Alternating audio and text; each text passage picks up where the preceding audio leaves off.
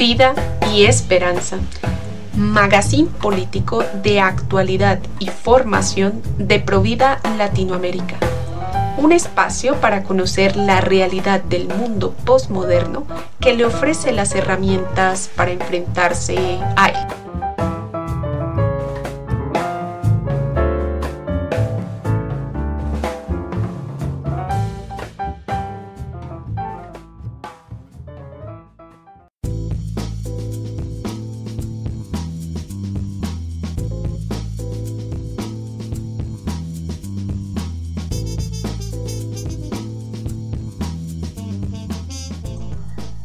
Muy buenas noches, bienvenidos a una noche más de Vida y Esperanza. A todos ustedes que nos escuchan a lo largo y ancho de Hispanoamérica, que nos dejan un rinconcito de su tiempo, les damos la bienvenida a este programa. Así que gracias por estar aquí. Mi nombre es Catalina Gutiérrez y los estaré acompañando en esta noche de Vida y Esperanza.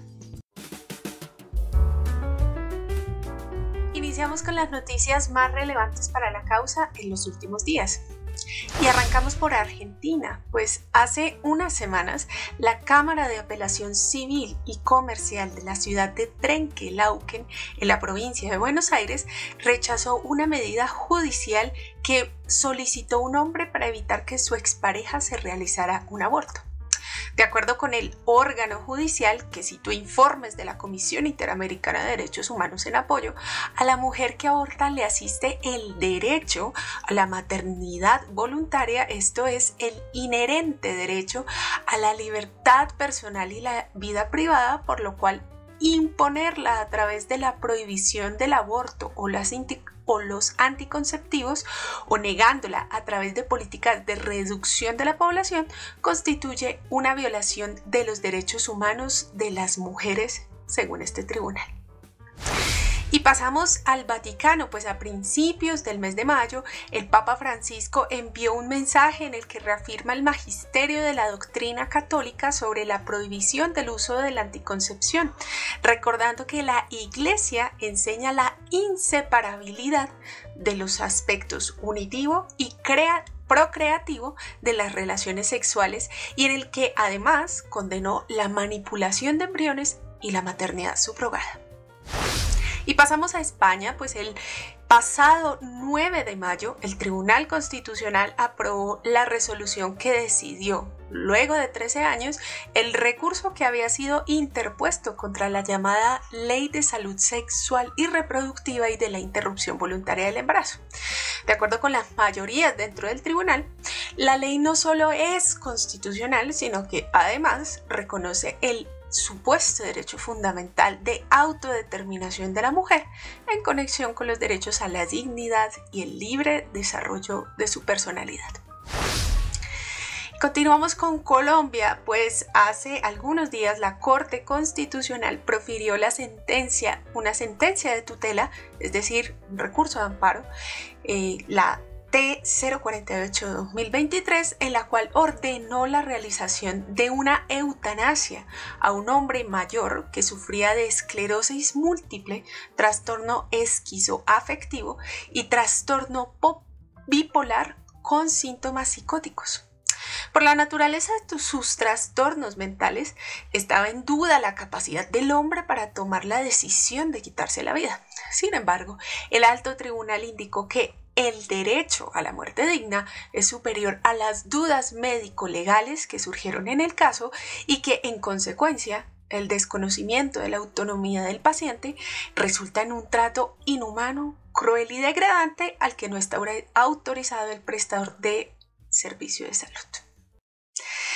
Así que empecemos por el desarrollo de estas noticias con Argentina, pues hace unas semanas, como decíamos, la Cámara de Apelación Civil y Comercial de la ciudad de Trenquelauquen, en la provincia de Buenos Aires, rechazó una medida judicial que solicitó un hombre para evitar que su expareja se realizara un aborto. De acuerdo con el órgano judicial, que citó informes de la Corte Interamericana de Derechos Humanos en apoyo, a la mujer que aborta le asiste el derecho a la maternidad voluntaria, esto es, comillas, el inherente derecho a la libertad personal y vida privada, por lo cual imponerla a través de la prohibición del aborto o los anticonceptivos o negándola a través de políticas de reducción de la población constituye una violación de los derechos humanos de las mujeres. Según esta Cámara del Tribunal, integrada por los jueces Carlos Alberto Lettieri y Silvia Ethel, comillas, la libertad y autonomía de las mujeres en materia de salud sexual y reproductiva ha sido históricamente limitada, restringida o anulada con base en estereotipos de género negativos y perjudiciales. Ello se ha debido a que se le ha asignado social y culturalmente a los hombres un rol preponderante en la adopción de decisiones sobre el cuerpo de las mujeres y a que las mujeres son vistas como el ente reproductivo por excelencia. Asimismo, los jueces afirmaron que, comillas, la libre voluntad de la persona gestante es la que debe primar frente al deseo y la voluntad expresadas por personas diferentes a ellas. Y además enrostraron al padre de la criatura que su, comillas, mera voluntad de paternar es insuficiente para alegar un derecho que le impida a la mujer atentar contra la vida de su hijo en el vientre. En estos alegatos se observa cómo el egoísmo individualista es el que prima sobre la justicia, pues la deriva posmoderna ha conducido a valorar como justa la sola expresión de la voluntad, independiente de si su inclinación es buena o mala. En el caso, la autonomía de la mujer configura un derecho que, paradójicamente, se le niega al padre. Contrario a lo que piensan muchos en el sector provida, esta agenda no busca ninguna colectivización socialista o comunista oculta, sino más bien un abierto individualismo egoísta y cuya base no es el cambio de un sistema económico, sino el principio de la libertad negativa, esto es, la libertad medida por la sola libertad, principio que, por cierto, el sistema económico capitalista permite y promueve. Adicionalmente, cabe preguntarse con este caso si la legislación que regula las obligaciones del padre de familia cambiará, puesto que el libre acceso al aborto ha demostrado que al varón solo se le endilgan responsabilidades, hasta penales en algunos países, como las obligaciones de alimentos y las derivadas de la crianza, que son incluso exigibles judicialmente. Pero en cambio no se le permite el ejercicio de la patria potestad, pues exigir la paternidad sobre el hijo en gestación es considerado un acto de violencia o coerción sobre la mujer. El mensaje parece ser el de alentar a los varones a que se deshagan fácilmente de su responsabilidad como padres, por ejemplo, mediante el aborto, lo cual estimula una práctica que deja en estado de desprotección no solo a la criatura, sino también a la mujer embarazada. Y continuamos con el Vaticano, pues recientemente el Sumo Pontífice, el Papa Francisco, envió un mensaje dirigido a un congreso sobre planificación familiar natural que se realizó en la Universidad Católica del Sacro Cuore en Roma, resaltando la importancia de la inseparabilidad de los aspectos unitivo y procreativo de las relaciones sexuales y recordando la condena de la Iglesia a la anticoncepción moderna, destacando que el uso de esta ha empobrecido a muchas personas en la sociedad y cómo esta ha significado el riesgo de un inminente colapso demográfico en algunos lugares. El pontífice además ha destacado que, comillas, aunque es apropiado ayudar y apoyar el legítimo deseo de concebir con los conocimientos científicos más avanzados y las tecnologías que puedan mejorar la fertilidad, es un error crear embriones de probeta para luego suprimirlos, comerciar con gametos y recurrir a la práctica de la maternidad subrogada. Asimismo, añadió que, comillas, en la raíz de la actual crisis demográfica se encuentra, junto a diversos factores sociales y culturales, un desequilibrio en la visión de la sexualidad. Así, la cabeza de la Iglesia hoy viene a confirmar de nuevo el magisterio que desde siempre, e incluso en la época de la llamada revolución sexual, esta ha enseñado acerca de los fines del sacramento del matrimonio. Y continuamos ahora con España, pues el 9 de mayo pasado, luego de 13 años, el Tribunal Constitucional Español decidió por mayorías la resolución que permite la constitucionalidad de la llamada Ley de Salud Sexual y Reproductiva y de la interrupción voluntaria del embarazo. Por una decisión de 7-4, el recurso que se había interpuesto contra dicha ley fue rechazado y el tribunal, adoptando el ya repetido pseudoargumento de la protección incremental o gradual del feto, que en la práctica es un lavado de conciencia ante la opinión pública para permitir el genocidio de no nacidos, señaló que el sistema de plazos que adoptó la mencionada ley de 2010 es conforme a la Constitución, en tanto que se trata del reconocimiento a su autodeterminación para el ejercicio del derecho fundamental a la integridad física y moral de la mujer en conexión con su derecho a la dignidad y al libre desarrollo de su personalidad. Como consecuencia, la resolución señala también que el derecho a la objeción de conciencia debe ser interpretado de forma restrictiva, puesto que su ejercicio debe compatibilizarse con el derecho a la mujer a acceder al aborto.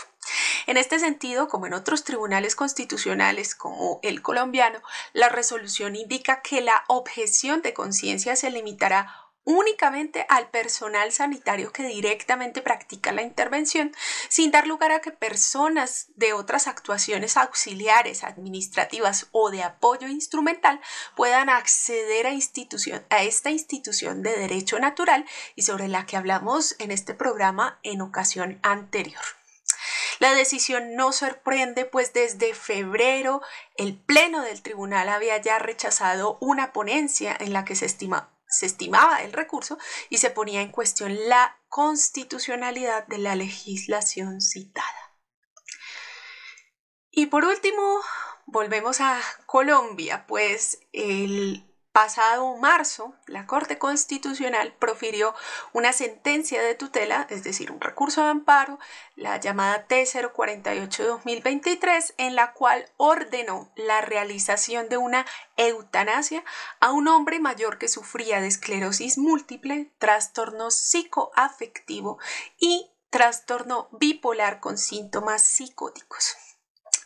Por la naturaleza de sus trastornos mentales, pues una decisión judicial previa lo declaró incapaz de hacer elecciones importantes por demencia, estaba en duda la capacidad del hombre para tomar la decisión de quitarse la vida. Sin embargo, el alto tribunal indicó que el derecho a la muerte digna es superior a las dudas médico-legales que surgieron en el caso y que, en consecuencia, el desconocimiento de la autonomía del paciente resulta en un trato inhumano, cruel y degradante al que no está autorizado el prestador del servicio de salud.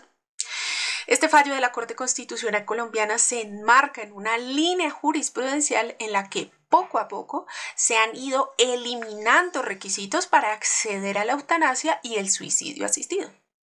Una de las decisiones más controversiales en esta línea fue la decisión adoptada mediante sentencia C-233 de 2021, que suprimió el requisito de que la enfermedad del paciente se encontrara en fase terminal para poder solicitar la eutanasia, lo cual en estricto sentido ya no es una eutanasia, sino un suicidio asistido. Pero además este tribunal ha insistido en que las válidas objeciones del personal médico tratante en estos casos terminan constituyendo supuestas barreras de acceso al derecho, utilizando el mismo lenguaje que el de los fallos en relación con el aborto procurado.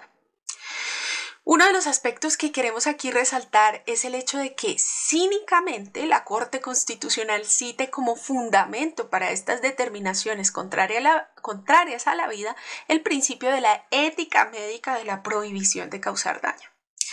Por último, conviene señalar a nuestra audiencia que en Colombia no solo es posible acceder a la eutanasia y el suicidio asistido, incluso como en el caso comentado, cuando el paciente mismo no puede manifestar su voluntad, es lo que se ha llamado consentimiento sustituto, que permite a familiares y o personas cercanas pedir la inyección letal para su ser querido, sino que además es posible hacerlo en pacientes menores de edad por decisión de sus padres o cuidadores. Sentencia 544-2017, aun cuando los expedientes de estos casos demuestren negligencia en la atención de estos pacientes para brindarles opciones de cuidados paliativos adecuados y oportunos.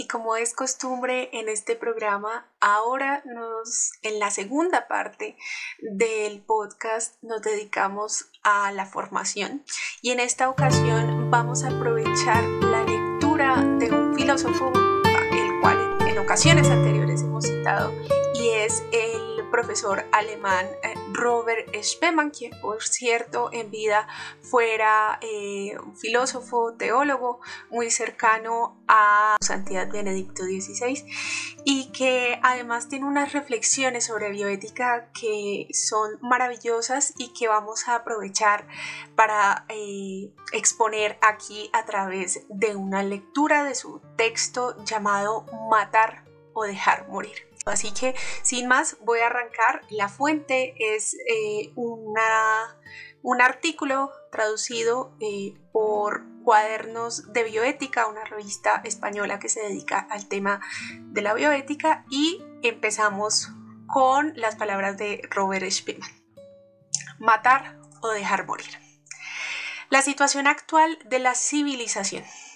La perplejidad por las tesis de Peter Singer y su ruptura del tabú sobre la eutanasia dominante desde 1945 ha ido abriendo una reflexión acerca de los motivos que han llevado a abandonar ese tabú. En primer término, tropezamos con la situación demográfica de los países occidentales industrializados. Este estado de cosas históricamente no tiene parangón posible.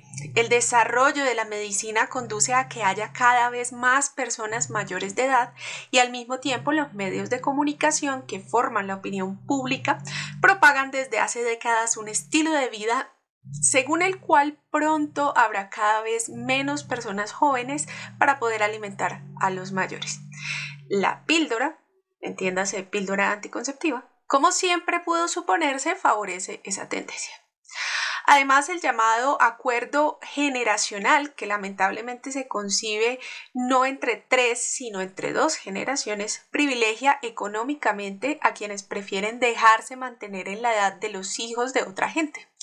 Si las cosas siguen así, cabe esperar que estas personas no se sientan entusiasmadas ante tal perspectiva. Pronto se llegará a esto. Sería ingenuo ver como casual que justamente en este momento y precisamente en esos mismos países industriales de Occidente se legalice la muerte de personas enfermas o ancianas o que se exija que empiece a discutirse en serio esa posibilidad. En este contexto no hace falta justificar la eutanasia con la excusa de la situación demográfica. Incluso sería contraproducente que esa relación desarrollara toda su latente sinergia. Tampoco los psiquiatras que durante el Tercer Reich ejecutaban el programa homicida de eutanasia argumentaban desde el punto de vista sociopolítico, sino desde los intereses vitales bien entendidos del individuo. Vida carente de valor era el lenguaje empleado en aquella época, y vida que para quien ha de vivirla ya no merece ser vivida. Y la película Yo acuso, que con la supervisión de Joseph Goebbels buscaba promocionar el programa de exterminio, acuñó el término narcotizante de muerte a petición. La muerte debía aparecer como un acto de amor y compasión, como ayuda a una, comillas, muerte digna. Probablemente hoy ya no existe ningún grupo de poderosos que instrumentalice conscientemente la compasión al servicio de una estrategia de política demográfica. Pero hay situaciones de intereses objetivos. Hay tendencias que son resultado de esas situaciones de interés y exigencias cuya expectativa reside en que ésta acabe respondiendo a dichas tendencias. También hay ambientes propicios. Dos factores refuerzan la plausibilidad de la exigencia de legalizar la eutanasia. En primer lugar, el considerable aumento de las posibilidades de prolongar la vida artificialmente. La vieja fórmula de la ética profesional según la cual el médico siempre ha de hacer todo lo que pueda para impedir la muerte, lo que no significa otra cosa que demorarla, se torna problemática si ese poder sobrepasa una determinada medida. Desde luego, las prótesis pueden sustituir las funciones vitales de un organismo y mantener artificialmente con vida a personas moribundas con o sin su consentimiento. La decisión de no emplear esos medios o de terminar de hacer uso de ellos parece equivalente a una muerte por omisión, sobre todo si el tránsito de la acción a la omisión solo se lleva a cabo mediante una nueva acción, por ejemplo, por la desconexión de un aparato.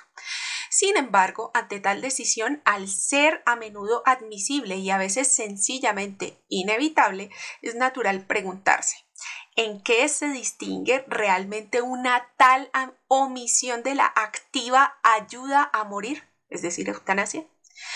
Peter Singer cuestiona esa diferencia. ¿En qué se distingue que una madre asfixie a su hijo con una almohada y que le deje morir de sed? Por su parte, Singer supone que dejar morir de sed o prescindir del respirador artificial son omisiones de la misma especie, tan solo porque ambas conducen por igual a la muerte. Otro factor decisivo es la orientación básica de la civilización occidental que propone, por un lado, como fin último de la vida humana, el pasarlo bien o al menos sentirse bien, y por otro, que el más alto deber moral estriba en optimizar el mundo mediante el incremento de la cantidad de sensaciones placenteras. En este contexto es ilustrativo lo que Heidegger llamaba olvido del ser. Lo relevante no es lo que hombres, animales o plantas son, sino cómo están, en qué situación se encuentran y qué tipo de vivencias experimentan. El hombre no es más que un portador de ciertas situaciones o estados. Lo que en ningún caso debe ocurrir es hallarse en una situación displacentera. El sufrimiento debe ser alejado a cualquier precio y si no hay otra forma de eliminarlo que eliminar al paciente, en ese caso, dicha eliminación está plenamente justificada. El concepto de dignidad humana juega un decisivo papel en la exigencia de legalizar la eutanasia. En la mencionada película de los nazis se hablaba del derecho a una muerte digna, y esta idea es interpretada por el teólogo Hans Küng exactamente en el mismo sentido en que lo hace el párroco que aparece en la película. Dignidad humana consiste en la capacidad de decidir el momento oportuno para la propia muerte. ¿Acaso no ha dado Dios al hombre la razón?, pregunta el párroco de la película. Con esta interpretación de la dignidad humana se liquida el elemento ético esencial que representa el nexo de unión entre las grandes tradiciones religiosas. Del derecho al suicidio se derivará entonces el derecho a dejarse matar. Esa inferencia es errónea. El suicidio no es un derecho, sino una acción que se disocia de la esfera del derecho. De ahí no sale ningún camino que lleve a inferir la existencia de un derecho a matar a otra persona o bien ser muerto por ella. Aun cuando el suicida se excluya del marco jurídico, para un ser social no es irrelevante el modo en que su conducta es percibida moralmente por los demás. El Sócrates platónico observa que la vida humana tiene asignada una tarea que nosotros mismos no establecemos, ni de la cual nos está permitido desvincularnos por decisión propia. El sentido de la vida, así como el hecho mismo de vivir, es algo patentemente dado en nosotros, pero no por nosotros, y de ahí que no se desvele por entero en un determinado momento de ella. En la mayor parte de los casos, el suicidio no es sino la expresión de una debilidad extrema y del empobrecimiento de la capacidad de evaluar la realidad. Legitimar esa conducta como manifestación de la dignidad humana tiene el perverso efecto de consolidarla mediante la legalización de la ayuda activa al suicidio, es decir, la eutanasia. Allá donde la ley permita o la moral apruebe el matarse o dejarse matar, los ancianos y enfermos pronto tendrán que responder ante sus cuidadores, parientes y conciudadanos por todos los desvelos, privaciones y cuidados que detraen en su beneficio. Ya no contará el destino, ni la moral, ni la solidaridad que exigen esos sacrificios. Tan solo interesará que quien demanda esos cuidados pueda exonerar a los demás del cumplimiento de sus obligaciones y que para eso pueda encargar a otros que le quiten de en medio si por egoísmo o cobardía es incapaz de desalojar él mismo la plaza que ocupa. ¿Quién querría seguir viviendo en tales circunstancias? Del derecho al suicidio surge inevitablemente un deber. Cuando se percibe que la vida carece de sentido para el que la sufre, entonces nos encontramos con una sociedad insolidaria como consecuencia de la rehabilitación moral del suicidio y de la muerte a petición, es decir, del silencioso gesto que sin palabras indica, por favor, ahí está la salida. Por lo demás, la muerte a petición solamente constituye el narcótico para hacer más tragadera la eliminación del tabú. Ya se podrá dar muerte a quien lleva una vida indigna de ser vivida, incluso sin su consentimiento. Como dice el viejo Father Smith en el Síndrome de Thanatos de Walker Percy, ¿sabe usted a dónde conduce el sentimentalismo? A la cámara de gas. El sentimentalismo es la primera máscara de los asesinos. En relación con los procesos seguidos contra los médicos que practicaron la eutanasia en el Tercer Reich, el médico americano Leo Alexander escribió en 1949 que, comillas, todos los que se ocuparon del origen de esos delitos manifestaron con toda claridad que fueron desarrollándose poco a poco a partir de detalles insignificantes. Al comienzo se apreciaban sutiles modificaciones de acento eutanásico en la actitud fundamental. Se empezaba diciendo que hay circunstancias en las que ya no se puede considerar que una persona lleva una vida digna, consideración esta que es primordial para el movimiento pro-eutanasia. En un estadio inicial, esa postura se refería solamente a los enfermos graves y crónicos. Cada vez se fue ensanchando más el campo de quienes caían bajo esta categoría y así se extendió a los socialmente improductivos, a los indeseables desde el punto de vista ideológico, a los que eran clasificados como racialmente indeseables. No obstante, es decisivo reconocer que la actitud respecto a los enfermos incurables fue el sórdido detonante que tuvo como consecuencia ese cambio total de la conciencia. Que aquí no se trata de una concurrencia histórica casual, sino de una conexión de principio, lo muestra el caso de Holanda, país en el que más de un tercio de las personas eliminadas legalmente al año, hablamos de miles, ya no lo son a petición propia, sino a juicio de parientes y médicos que entienden que son vidas que ya no merecen vivirse. Lo más terrible es que no se haya escuchado un grito de horror en todo el mundo civilizado a la vista de este hecho. El proceso que va desde la muerte a petición hasta la muerte sin ella, por lo demás tiene la misma lógica que el paso de la aceptación social del suicidio a la legalización de la muerte a petición. Esta última se presenta con la apariencia del derecho a la libre decisión. Pero si se tomara en serio, entonces habría que ejecutar cualquier deseo de morir de un hombre adulto, responsable de sus actos e informado. Mas esto nadie realmente lo quiere. Siempre se establecerá la restricción de que la eutanasia activa solo podrá ser admitida cuando los motivos de quien desea morir sean, comillas, racionales. Racional quiere decir la posibilidad de hacer efectiva esa ayuda por quienes deban prestarla. Y para ejecutar esa ayuda a no pocos les bastaría la justificación de una enfermedad incurable.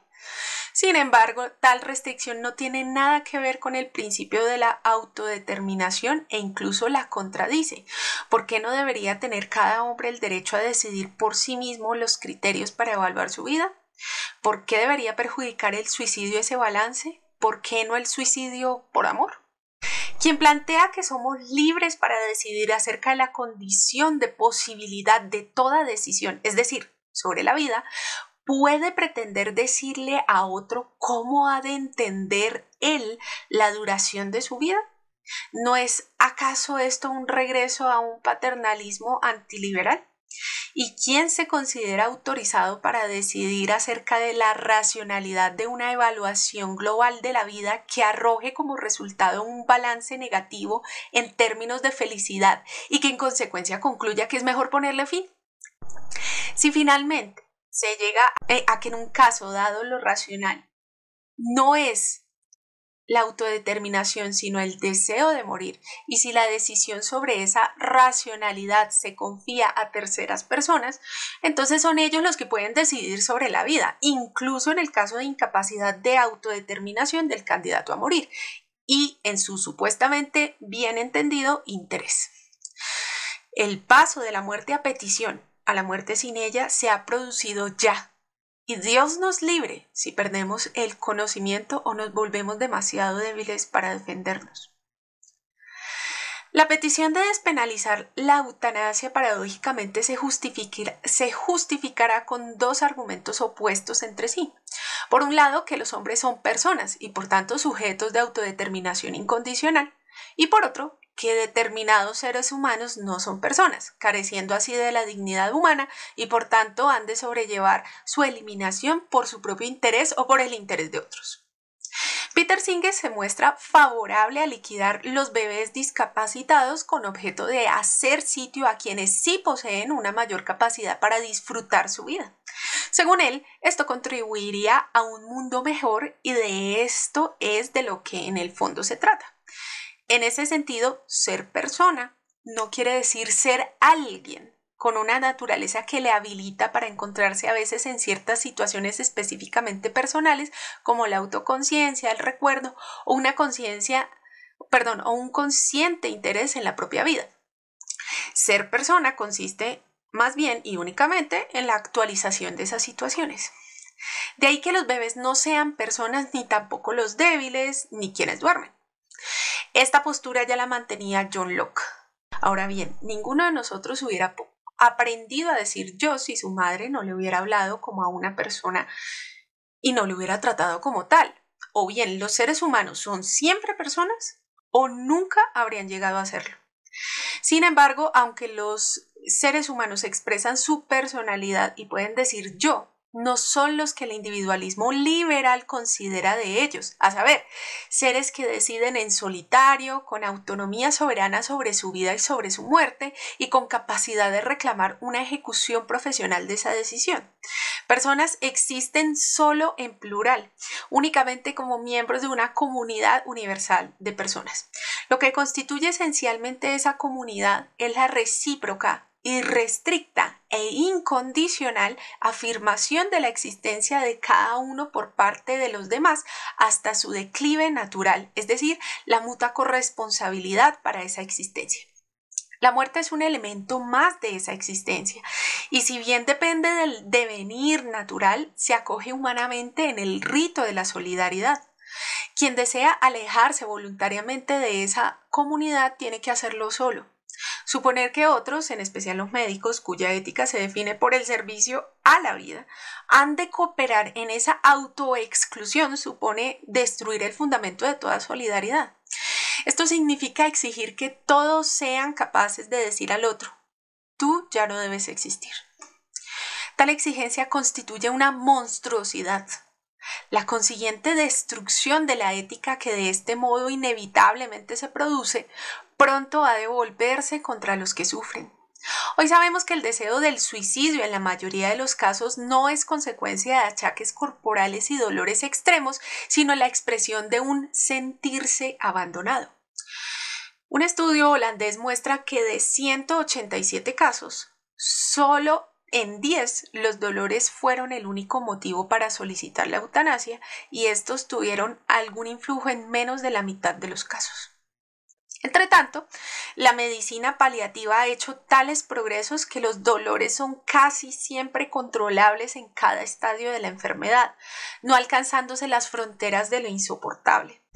La ficción de una decisión soberana de la voluntad, excepción hecha de una situación de extrema debilidad, resulta cínica, sobre todo a la vista de las personas que realmente llevan una vida difícil, pobres, abandonados y también mujeres. En efecto, hay ancianas, pobres, viudas, enfermas crónicas, que están más desamparadas que los varones ancianos. La oferta del suicidio asistido sería la escapatoria más infame, puesto que así la sociedad se puede plantear la posibilidad de sustraerse al deber de solidaridad con los más débiles, y además de la forma más barata.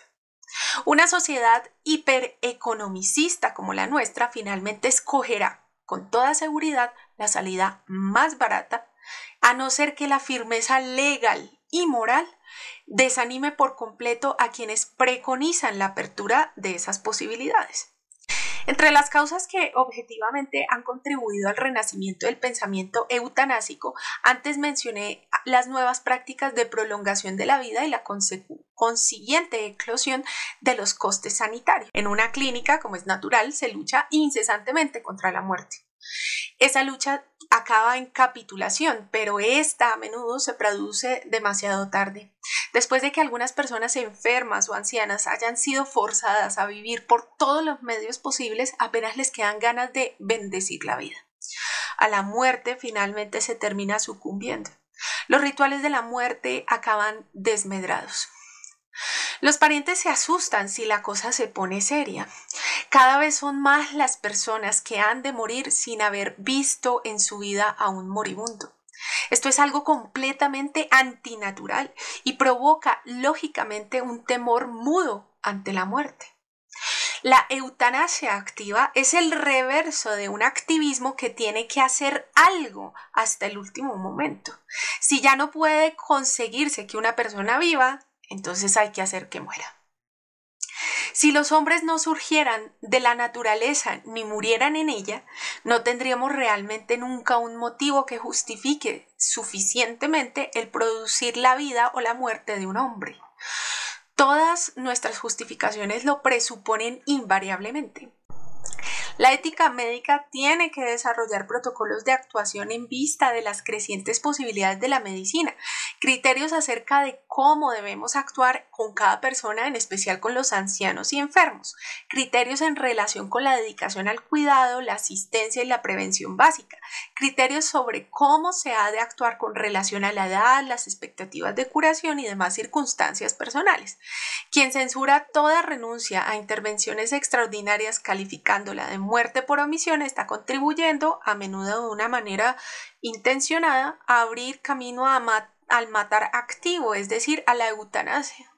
El movimiento hospitalario y no el movimiento pro-eutanasia constituye la respuesta humanamente digna a nuestra situación. Cuando el morir ya no se entiende ni se asume como una parte del vivir, entonces se abre paso la cultura de la muerte. Y hasta aquí el texto de Robert Spemann, que es muy interesante y bueno, que esperamos que sirva para la formación de todos nosotros. Agradecemos que se hayan quedado con nosotros. De nuevo, los invitamos a que sigan nuestras redes sociales y nos veremos en un próximo programa. Hasta pronto.